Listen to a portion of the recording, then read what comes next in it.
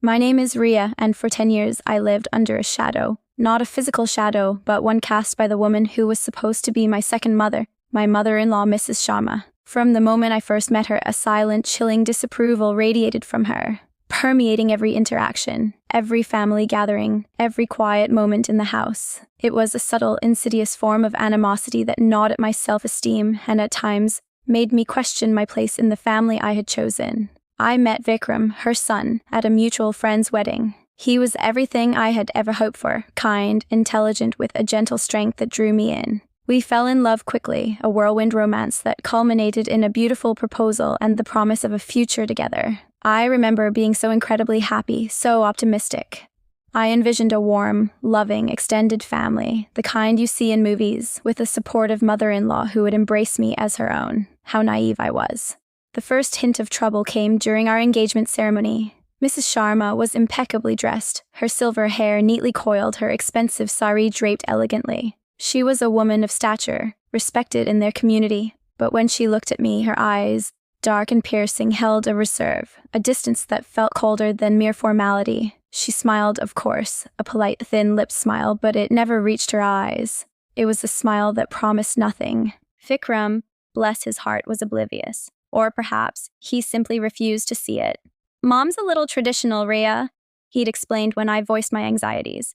"She just takes time to warm up to new people. Don't worry, she'll adore you once she gets to know you." I wanted to believe him. I truly did. After all, I was a modern woman, independent, with a good career in graphic design. Maybe she just needed to see that I was good enough for her son, that I would make him happy. But getting to know me never seemed to happen. Our conversations were stilted, formal. If I talked about my work, she'd quickly steer the conversation to Vikram's accomplishments. If I offered to help in the kitchen, she'd politely decline, only to accept help from other relatives. It was a constant subtle push and pull, a silent battle for acceptance that I was consistently losing. After our wedding, the dynamic intensified.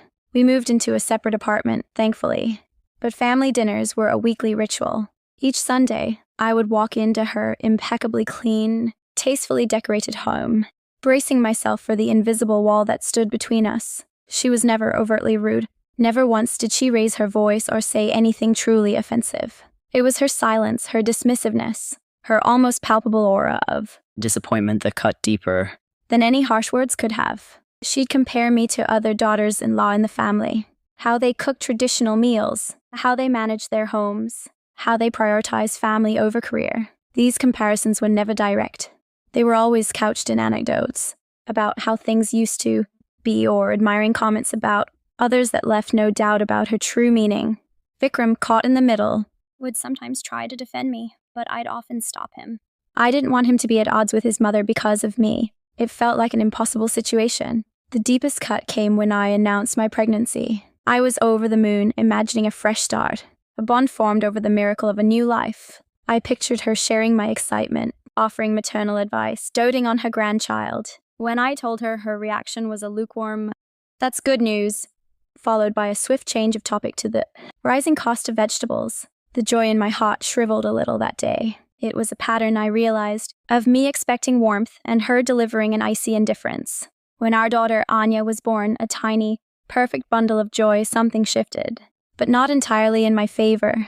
Mrs. Sharma adored Anya. She would visit frequently, her eyes lighting up the moment she held her granddaughter. She would spend hours playing with her, telling her stories, showering her with affection. But with me, the wall remained. It was as if I was merely the custodian of her beloved grandchild. An unfortunate necessity. Her love for Anya was intense, almost fierce, but it rarely extended to me. It felt like a constant reminder that I was merely the means to an end. I learned to live with it. I found solace in my wonderful husband, Vikram, who never wavered in his love and support. I poured my energy into my career, which thrived, and into raising Anya, who was the light of my life. I had a loving family of my own, Vikram and Anya, and I focused on creating a warm, happy home for us, a sanctuary away from the quiet disapproval that still hung over me during family. Life continued in this delicate balance until the news came that shattered our fragile peace. Mrs. Sharma was diagnosed with a severe heart condition. Her health deteriorated rapidly, mercilessly. Vikram was heartbroken. Despite everything, she was his mother, and he loved her deeply. My own heart ached for him and for Anya, who adored her grandmother. All the old hurts, the quiet resentments, faded into insignificance in the face of such a profound loss. I put aside my personal feelings and became the supportive wife, the comforting presence, helping Vikram navigate the emotional labyrinth of losing a parent. During her final weeks, Mrs. Sharma was confined to her bed. The house, usually so pristine and filled with her quiet but imposing presence, now felt heavy with an almost palpable sadness. Her once strong, commanding voice was reduced to a whisper, her vibrant energy replaced by a frail, fading spirit. I would sit by her bedside often, sometimes just in silence, sometimes talking about Anya's latest drawings, or the flowers blooming in the garden, trying to find some common ground, some thread of connection in these final moments. Most times she would simply nod weakly or close her eyes, too tired to respond. Then came that evening. It was a Tuesday, I think. Dusk had settled, painting the sky in hues of orange and purple, casting long, melancholic shadows across her room. Vikram had stepped out to pick up some urgent medicines from the pharmacy. Anya was fast asleep in her own bed, unaware of the gravity hanging in the air. The room was quiet save for the rhythmic, shallow sound of Mrs. Sharma's breathing and the distant hum of traffic. The scent of antiseptic and fading jasmine, her favorite flower, mingled in the air. I was sitting on a low stool by her bed, idly tracing patterns on the bedspread. She stirred, a faint rustle of sheets. Her eyelids fluttered open, slowly, painfully. Her eyes, usually so sharp, now looked clouded, distant. But as they focused on me, I saw something new, something that made my breath catch in my throat. It wasn't hatred. It was a profound, aching sadness, a flicker of regret and a vulnerability I had never witnessed before. Her hand, thin and papery, trembled slightly as she reached out. Hesitantly, I extended my own hand and took hers. Her grip was surprisingly firm, a testament to the strength that still lingered within her. My heart began to pound, a frantic drum against my ribs. Something was about to happen. I could feel it.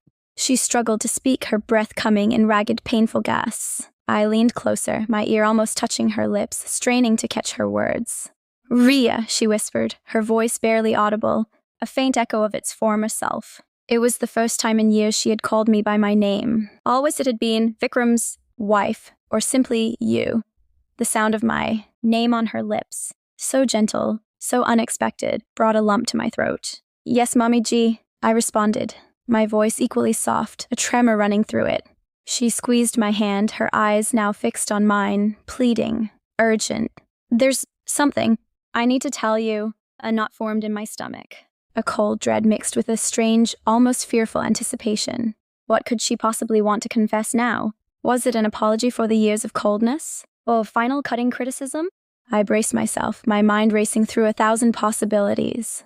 I never hated you, Raya," she breathed, her words punctuated by a painful cough that racked her frail body. "Never."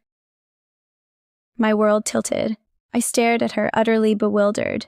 The air left my lungs in a silent whoosh. Not hatred? How could that be? For a decade, I had lived with the certainty of her animosity. It had become a part of my identity, a wound I had learned to carry.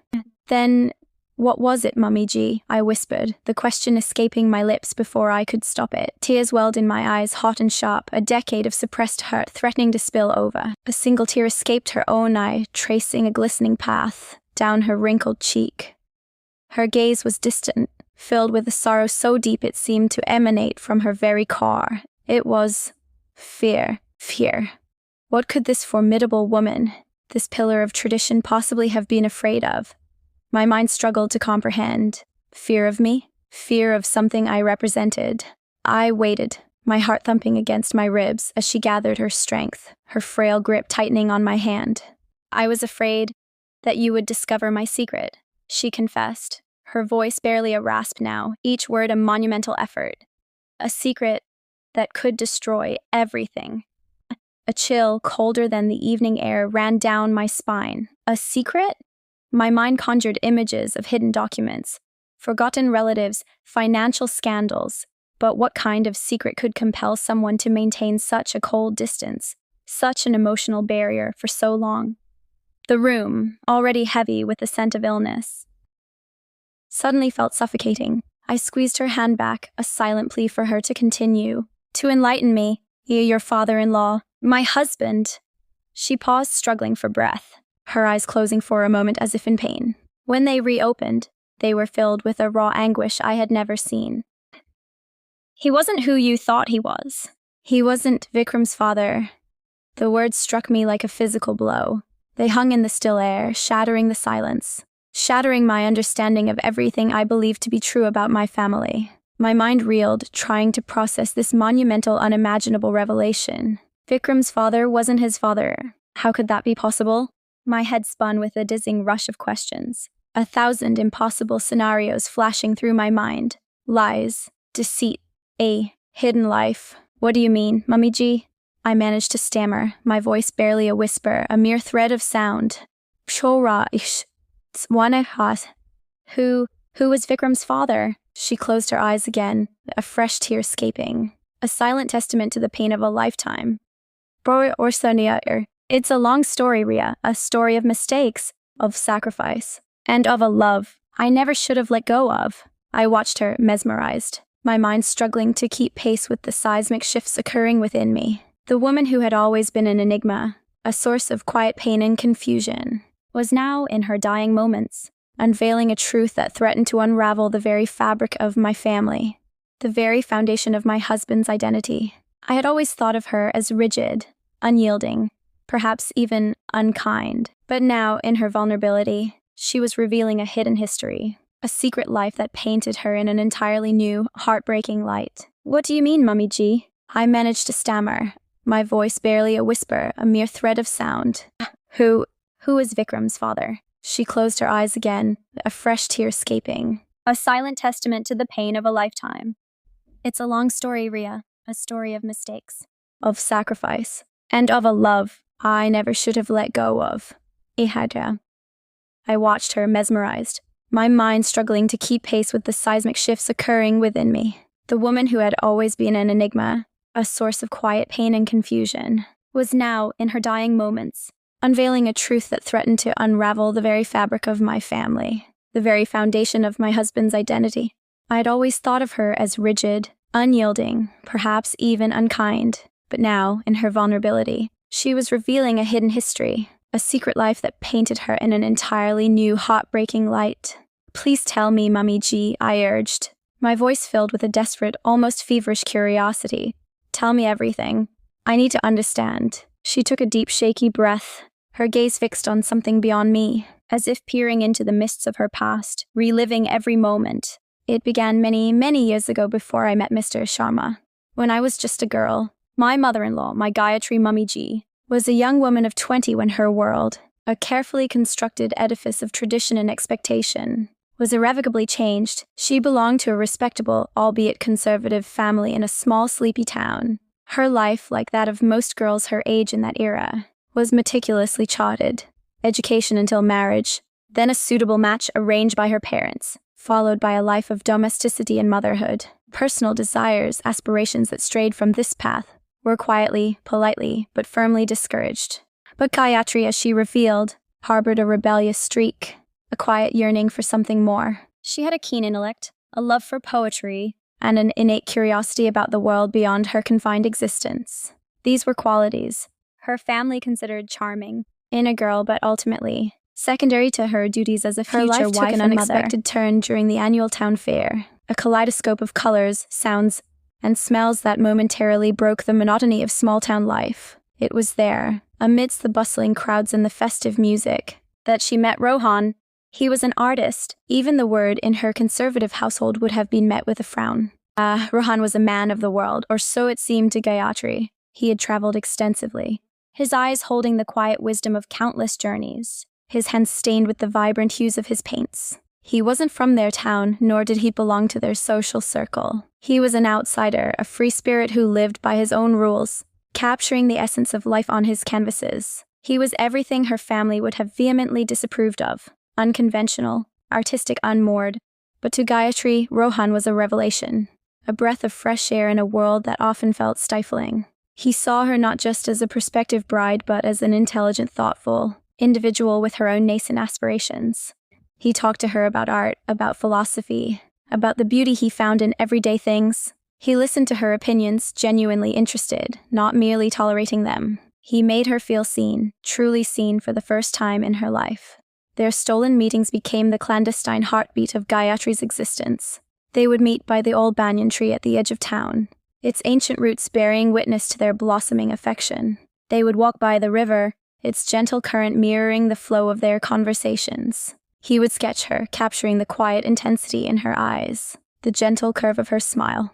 He painted vibrant landscapes, explaining his techniques, opening her eyes to a world of color and form she never knew existed. He recited poetry, his voice a balm to her soul, awakening a deep, passionate longing within her. Gayatri fell deeply, irrevocably in love. It was a love born of intellectual kinship and emotional resonance, a love that transcended the boundaries of their backgrounds. She knew, with every fiber of her being, that this was the man she wanted to spend her life with. Rohan felt the same. He spoke of a future together, of building a life where their passions could flourish, where their love would be the foundation. But their love was a forbidden bloom, destined to wither under the harsh glare of societal expectations. Her parents, unaware of her clandestine romance, began the search for a suitable groom. The pressure mounted, a suffocating blanket that threatened to smother Gayatri's dreams. She knew she had to tell them about Rohan, had to fight for her love. But fear, a palpable icy dread, held her captive. She was terrified of their reaction, of the shame and anger she knew her family would unleash. One particularly emotional meeting with Rohan, where they discussed their future. Gayatri returned home, her heart brimming with both hope and terror. She felt emboldened by Rohan's unwavering love, by his promise of a life together, no matter the obstacles. She was ready to tell her parents, to face the storm. But fate, as it often does, intervened with cruel precision. The next morning, news reached their town. Rohan, on his way to a nearby city to sell some paintings and gather funds for their planned elopement, had been in a terrible accident. His bus had veered off a cliff. There were no survivors. The news shattered Gayatri. Her world, which had just begun to take on vibrant hues, crumbled into a monochrome of grief and despair. The love of her life, her soulmate, was gone, just like that. She grieved in secret, her sorrow a suffocating weight she couldn't share. Her family, noticing her sudden pallor and withdrawal, attributed it to the general malaise of young womanhood, or perhaps the anxiety of impending marriage. They had no idea of the storm raging within her. And then, just weeks after Rohan's death, another realization dawned upon her, one that sent a fresh wave of terror through her already ravaged heart. A terrible, undeniable truth began to manifest itself in her body. She was pregnant. The news struck her like a bolt of lightning, electrifying her with fear. A child out of wedlock in her conservative family in that small town? It was unthinkable. It meant ruin, disgrace. She would bring shame upon her family, be cast out, a pariah. Her future, once bright with the promise of love, now looked like an abyss of despair and social ostracization. In a state of utter panic and profound grief, Gayatri knew she had to make a choice that would define the rest of her life and the life of her unborn child. She had to protect her family's honor and, more importantly, she had to protect her child from the stigma of illegitimacy. It was then that Mr. Sharma entered her life. He was a distant relative, a respectable, well-to-do businessman from a larger city, known for his quiet demeanor and stable nature. He was much older than Gayatri, a widower with no children, and her parents considered him a highly desirable match. He offered security, stability, and a promise of a respectable life. Desperate and cornered, saw a way out, a chance to give her child a name, a family, a future free from societal judgment. With a heavy heart, she agreed to the arranged marriage. She knew she would be living a lie, that her heart would forever belong to another. But she also knew she was doing it for her child, for the tiny life growing inside her. It was a sacrifice, she told herself, a sacrifice she had to make. So, Gayatri married Mr. Sharma. She moved to his home in the bigger city, leaving behind her small town, her memories of Rohan, and the life that could have been. She became Mrs. Sharma, a dignified, poised woman who ran her household with quiet efficiency. She buried her grief, her love, and her secret deep within her heart, building a formidable wall around herself. When Vikram was born, a beautiful, healthy boy, he was the spitting image of Rohan. Every time she looked at him, she saw the ghost of her lost love, a painful reminder of her sacrifice. She loved Vikram fiercely, with all the intensity of a mother who had fought to protect her child. She was grateful to Mr.